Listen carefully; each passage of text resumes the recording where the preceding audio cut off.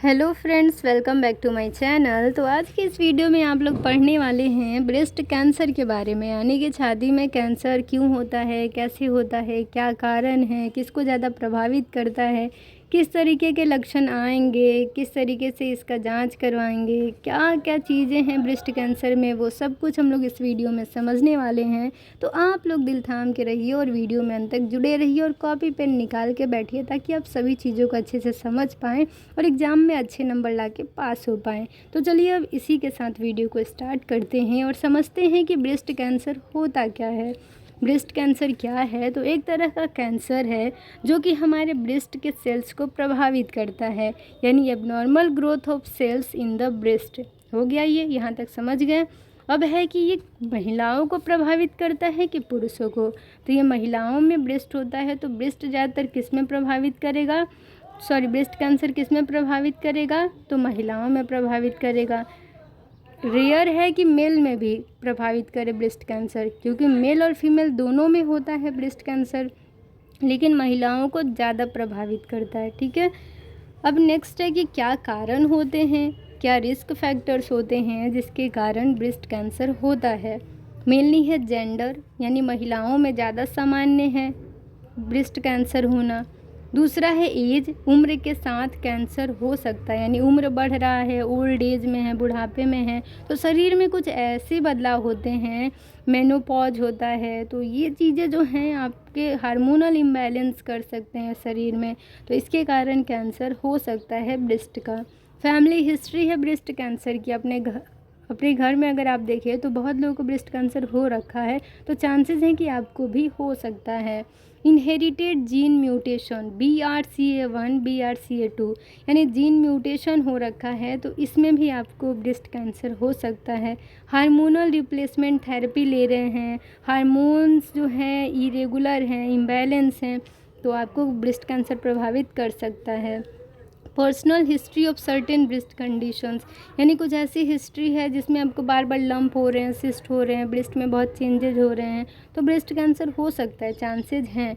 Radiation exposure हैं, आप बहुत ज़्यादा ही मोटे हैं, डायबिटिक हैं, बहुत तरह की बीमारी आपको हो रखी है, घर परिवार में इतिहास है ब्रेस्ट कैंसर होने का, यानी फैमिली हिस्ट्री है, जीन म्यूटेशन है, हार्मोनल इम्बैलेंस है, फीमेल हैं आप, ओल्ड एज में हैं, डेंस ब्रेस्ट है, तो ये सारी चीज़ें जो हैं आपको प्रभावित कर सकती हैं ब्रेस्ट कैंसर से। शराब पीते हैं तो ये भी आपको प्रभावित कर सकता है ब्रेस्ट कैंसर से। नेक्स्ट है कि कितने तरह के ब्रेस्ट कैंसर होते हैं। पहला है डक्टल कार्सिनोमा इन सीटू, यानी डक्टल कार्सिनोमा इन सीटू का मतलब है कि ये नॉन इन्वेजिव होता है, और डक्टल का मतलब है कि मिल्क डक्ट्स को ये कैंसर प्रभावित करेगा, ब्रेस्ट के मिल्क डक्ट को प्रभावित करेगा, तो ductal carcinoma in situ. Next है इन्वेजिव डक्टल कार्सिनोमा, यानी इन्वेजिव डक्टल कार्सिनोमा बहुत ज़्यादा ही कॉमन टाइप है ब्रेस्ट कैंसर का। ठीक है, तो अब हमारा नेक्स्ट है इन्वेजिव लोब्यूलर कार्सिनोमा। इसमें क्या होता है कि ये मिल्क प्रोड्यूसिंग ग्लैंड्स यानी लोब्यूल्स को प्रभावित करेगा ये कैंसर, डक्टल डक्ट्स को प्रभावित करता है। तो मेनली इसमें मैं और कुछ और ऐड करना चाहती हूँ, मैंने PPT में ऐड नहीं किया है, लेकिन आप लोग के नॉलेज के लिए बता देते हैं कि ब्रेस्ट कैंसर के और भी टाइप होते हैं। पहला आपने देखा कि इन्वेजिव डक्टल कार्सिनोमा, दूसरा इन्वेजिव लोब्यूलर कार्सिनोमा, तीसरा होता है मेडुलरी म्यूसिनस ट्यूबुलर कार्सिनोमा, जो कि बहुत ही स्लो ग्रोइंग होते हैं। डक्टल कार्सिनोमा यानी डक्ट्स को प्रभावित किए, लोब्यूलर कार्सिनोमा यानी लोब्स को, मिल्क प्रोड्यूसिंग ग्लैंड्स को प्रभावित किए, और जो मेडुलरी तीसरा टाइप है आपका क्या, तो मेडुलरी म्यूसिनस और ट्यूबुलर कार्सिनोमा, तो ये जो हैं ये तीनों बहुत ज़्यादा ही स्लोली ग्रो करते हैं। ठीक है, तो तीसरा क्या है, मेडुलरी म्यूसिनस ट्यूबुलर कार्सिनोमा। अब आपका चौथा टाइप है इन्फ्लामेटरी कार्सिनोमा, यानी इन्फ्लामेटरी ब्रेस्ट कार्सिनोमा में क्या होता है कि ये बहुत तेज़ी से ग्रो करते हैं, इन्फ्लामेशन के कारण होते हैं, बहुत ही तेज़ी से ग्रो करेंगे और इसका इलाज करना बहुत ज़्यादा ही मुश्किल है। नेक्स्ट आपका होता है डक्टल कार्सिनोमा इन सीटू, जो कि अर्ली स्टेज में होता है और इसका इलाज पॉसिबल है। अब क्या है, लोब्यूलर कार्सिनोमा इन सीटू, यानी ये भी अर्ली स्टेज में होता है, इसका भी इलाज पॉसिबल है। तो मेनली ये 6 तरह के ब्रेस्ट कैंसर होते हैं और आपको ये सारी चीज़ें याद करनी होगी। आप लोग नोट्स में अच्छे से इसे नोट कर लीजिए। नेक्स्ट है कि अगर किसी को ब्रेस्ट कैंसर हो जाता है तो किस तरीके के साइन एंड सिम्टम्स आएंगे, यानी लक्षण क्या आएंगे। तो इसमें क्या होगा आपका कि पहली चीज़ तो है कि गांठ सा महसूस होगा, स्वेलिंग महसूस हो सकता है ब्रेस्ट में, अंडर आर्म्स में, changes in breast size shape appearance, यानी कि आपके ब्रेस्ट के साइज़ में अचानक से बहुत चेंज आएगा, उसके साइज़ में, देखने में साइज़ बढ़ सकता है अचानक से, एबनॉर्मल साइज हो सकता है। Unexplained pain in the breast और निप्पल में और ब्रेस्ट में आपको अचानक से दर्द होगा, या फिर कंस्टेंट आपको जो है परसिस्टेंट पेन रहेगा, लगातार दर्द रहेगा, या अचानक से दर्द उठेगा। Nipple discharge other than breast milk, यानी कि दूध के अलावा निप्पल से और चीज़ें डिस्चार्ज हो सकती हैं, जिसमें खून हो सकता है, सीरम यानी ब्लड और सीरम डिस्चार्ज हो सकता है। Skin changes on the breast, यानी वहाँ की स्किन जो है चेंज हो सकती है, निप्पल अंदर जा सकता है, यानी निप्पल जो है इन्वर्ट कर सकता है। अब आपका जो है स्वेलिंग हो गया, लंप फील होगा, पेन हो सकता है, टेंडरनेस फील हो सकता है, स्किन का कलर चेंज हो सकता है। तो ये सारे क्या हैं, तो ये सारे आपके लक्षण हैं। तो इसमें अब हमें क्या समझना है, तो मेनली स्ट्रक्चर समझ लेते हैं। तो ये हमारा क्या है, पूरा ब्रेस्ट है, ठीक है। अब यहाँ पे ये जो आगे दिख रहा है, ये जो पोर्शन है आगे, ये आपका निप्पल है, ठीक है। यहाँ पे जो ऐसे निकले हुए हैं ये सारे, ये क्या हैं, तो डक्ट्स हैं। यहाँ पे ये जो छोटे छोटे ऐसे दिख रहे हैं, ये आपके लोब्यूल्स हैं, जहाँ पे मिल्क प्रोड्यूस होते हैं। यहाँ पे देखिए ये सब जो है आपका साइड में येलो येलो, ये सब क्या है, फैट हैं। यहाँ देखिए तो ये सब आपके रिब्स हैं, ठीक है। यहाँ पे पेक्टोरलिस माइनर और मेजर मसल है, ठीक है, यानी ब्रेस्ट के मसल्स हैं। यहाँ पे देखिए ये जो आपका यहाँ स्ट्रक्चर दिख रहा है येलो के बगल में, जो यहाँ पे पिंकिश कलर का है, तो ये क्या है, तो ये सब इंटरकोस्टल मसल्स हैं। तो ये सारी चीज़ें आपको याद रखनी है, ब्रेस्ट का स्ट्रक्चर। नेक्स्ट है कि क्या क्या जांच आपको करवाना है अगर ब्रेस्ट कैंसर हो रखा है। तो मेनली मेमोग्राम करवाया जाता है, यानी ब्रेस्ट का एक्सरे करवाया जाता है, मेमोग्राफी कह सकते हैं। ये मेनली ओल्ड एज में, यानी कि यंग एज में कभी मेमोग्राम नहीं करवाते हैं, ये अक्सर ओल्ड एज में करवाते हैं। अगर उम्र 40 से ऊपर हो तब आपको मेमोग्राम करवाने के लिए कहा जाएगा, ठीक है। बायोप्सी करवाया जा सकता है, एफएनएससी करवाया जाता है, fine needle aspiration cytology, imaging test यानी अल्ट्रासाउंड, एमआरआई करवाया जा सकता है, जिससे कि ट्यूमर का साइज पता चल जाए, कहाँ तक ये बीमारी फैली है ये पता चल जाए। अल्ट्रासाउंड अक्सर यंग एज यानी जिसकी उम्र 40 से कम है, ऐसी लोगों के लिए प्रेफर किया जाता है, ऐसी लड़कियों, ऐसी महिलाओं के लिए, क्योंकि उनका जो ब्रेस्ट होता है वो डेंस होता है। तो डेंस ब्रेस्ट होने के कारण आपका यहाँ पे मेमोग्राफी के हेल्प से यहाँ पता नहीं लग पाएगा, तो इसके लिए अल्ट्रासाउंड बेटर होता है। जेनेटिक टेस्टिंग करवा सकते हैं, कुछ ब्लड इन्वेस्टिगेशन है वो करवा सकते हैं। तो यहाँ मेनली मेमोग्राफी, अल्ट्रासाउंड, बायोप्सी, ये 3 चीज़ें आपको याद रखनी है। तो यहाँ पे आप देख सकते हैं इमेज में, यहाँ पे देखिए ये सारे क्या हैं जो ग्रीन ग्रीन दिख रहे हैं, ये सारे लिम्फ नोड्स हैं। ये आपका ब्रेस्ट है, यहाँ पे देखिए लोब्स हैं ऐसे बने हुए, ये डक्ट है ऐसे। तो ये आपका जो है स्ट्रक्चर है जो कि आपको याद करना होगा, समझना होगा। नेक्स्ट आपका है कि स्टेज क्या होते हैं, यानी ब्रेस्ट कैंसर या किसी कैंसर में स्टेज होते हैं, स्टेज 0 से लेके स्टेज 4 तक। स्टेज 0 में जो होता है वो अर्ली स्टेज में होता है, ठीक है।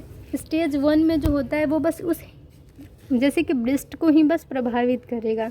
स्टेज 2 में जो है वो थोड़ा सा एक्सपेंड कर जाएगा, यानी थोड़े स्ट्रक्चर को और प्रभावित करेगा। स्टेज 3 में लिम्फ नोड्स को शामिल कर लेगा, और स्टेज 4 में वो शरीर के अलग अलग हिस्से को भी प्रभावित कर लेगा। तो इस तरीके से स्टेज 0 से लेकर स्टेज 4 तक स्टेजेज होते हैं। जो एडवांस है सबसे ज़्यादा स्टेज वो है स्टेज 4, और जो अर्ली स्टेज है वो है स्टेज 0। ये जो स्टेजेज होते हैं वो हेल्प करते हैं ट्रीटमेंट में, क्योंकि स्टेजेज के अकॉर्डिंग जो है कैंसर का इलाज किया जाता है। अब नेक्स्ट आपका है कि क्या क्या इलाज होता है अगर किसी को ब्रेस्ट कैंसर हो जाए। तो मेनली इसका इलाज जो है दवाई नहीं है, दवाई करेंगे बस सिम्टम्स को कंट्रोल करने के लिए। अगर छोटा सा कोई गांठ है, सिस्ट है, तो उसके लिए दवा दे सकते हैं जिससे वो ख़त्म तो नहीं होगा लेकिन कम हो सकता है थोड़ा बहुत, और आगे बढ़ेगा नहीं। लेकिन इसका परमानेंट ट्रीटमेंट सर्जरी है। सर्जरी से लम्पेक्टमी, मास्टेक्टमी कर सकते हैं। मास्टेक्टमी के भी बहुत टाइप्स होते हैं, तो मेनली ब्रेस्ट रिमूवल सर्जरी कर सकते हैं, लंप रिमूवल सर्जरी कर सकते हैं जिससे कि ट्यूमर को, जो कैंसरस पार्ट है, उसको रिमूव किया जा सके। रेडिएशन थेरेपी दे सकते हैं जिससे कैंसर सेल्स का ग्रोथ को रोका जा सके। कीमोथेरेपी दे सकते हैं जिससे कैंसर सेल्स को रोका जा सके, उन्हें मारा जा सके, डिस्ट्रॉय किया जा सके। हार्मोनल थेरेपी दे सकते हैं, टारगेटेड थेरेपी दे सकते हैं। ठीक है, तो इस तरीके से ये सारे जो हैं इलाज हैं जो कि करवाने होते हैं अगर किसी को ब्रेस्ट कैंसर हो रखा है तब। लगभग कैंसर में देखें तो लक्षण भी सबके मिलते जुलते हैं, और देखें तो इसमें जो आपका है ट्रीटमेंट वो भी लगभग मिलता जुलता है, और जांच भी मिलता जुलता है। तो बीमारी में ज़्यादा पढ़ने में लोड नहीं होता है, बस आपको याद करना है, तो उसमें थोड़ी मोड़ी बातें याद करनी होती हैं। नेक्स्ट है प्रोग्नोसिस। तो प्रोग्नोसिस में क्या संभावना है कि ब्रेस्ट कैंसर का इलाज हो जाए तो मरीज़ ठीक हो जाए। तो मेनली ये डिपेंड करता है कि मरीज़ का ब्रेस्ट कैंसर किस टाइप का है और किस स्टेज में है। ठीक है, जितना जल्दी यानी जितना अर्ली डिटेक्शन होगा उतना अच्छा आउटकम्स आएगा, क्योंकि जितना जल्दी पता चलेगा बीमारी का उतना जल्दी इलाज होगा और ठीक होगा मरीज़। सर्वाइवल रेट डिपेंड करता है कि मरीज़ का कंडीशन कैसा है, और आजकल तो बहुत ही एडवांस टेक्नोलॉजी आ गई है, बहुत ही ट्रीटमेंट में भी बहुत ही एडवांसमेंट हो गया है, तो मरीज़ को बहुत हद तक बचाया जा सकता है और मरीज़ अपना नॉर्मल ज़िंदगी जी सकता है। नेक्स्ट आपका यहाँ पे है प्रिवेंशन। प्रिवेंशन में है कि आप अपना बचाव कैसे कर सकते हैं ब्रेस्ट कैंसर से। पहला है कि आपको रेगुलर सेल्फ एग्जामिनेशन करना है ब्रेस्ट का। ठीक है, ब्रेस्ट का अपना सेल्फ एग्जामिनेशन करते रहना है, खुद से एग्जामिन करते रहना है कि कहीं ब्रेस्ट में चेंज तो नहीं हो रहा, बदलाव तो नहीं हो रहा। तो हमेशा अपने ब्रेस्ट का खुद से एग्जामिनेशन करिए। मैमोग्राम्स यानी एक्सरे करवा सकते हैं अगर कुछ आपको एबनॉर्मलिटीज़, कुछ बदलाव दिख रहा है तो। एक्सरे कब करवाना है, तो 40 से ऊपर अगर आपका उम्र है तब। अगर यंग एज में है तो अल्ट्रासाउंड करवा लीजिए।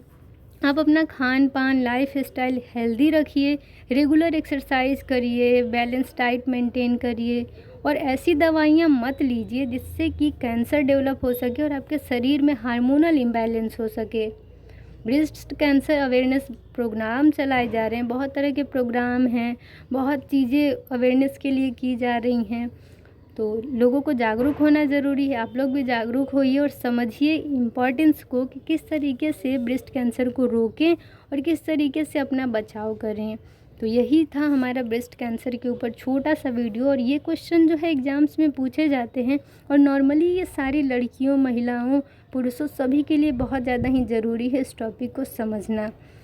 तो इसी तरीके से इस वीडियो को यहीं पेंड करते हैं। Thank you for watching my video. अगर आप चैनल पर नए हैं तो चैनल को अभी ही सब्सक्राइब कर दीजिए, बेल आइकन को प्रेस कर दीजिए ताकि आपको सारी लेटेस्ट वीडियो की अपडेट्स मिलती रहें। तो thank you, bye, take care. अपना फीडबैक देना मत भूलिए और कमेंट करना मत भूलिए। मिलते हैं नेक्स्ट वीडियो में एक नए टॉपिक के साथ।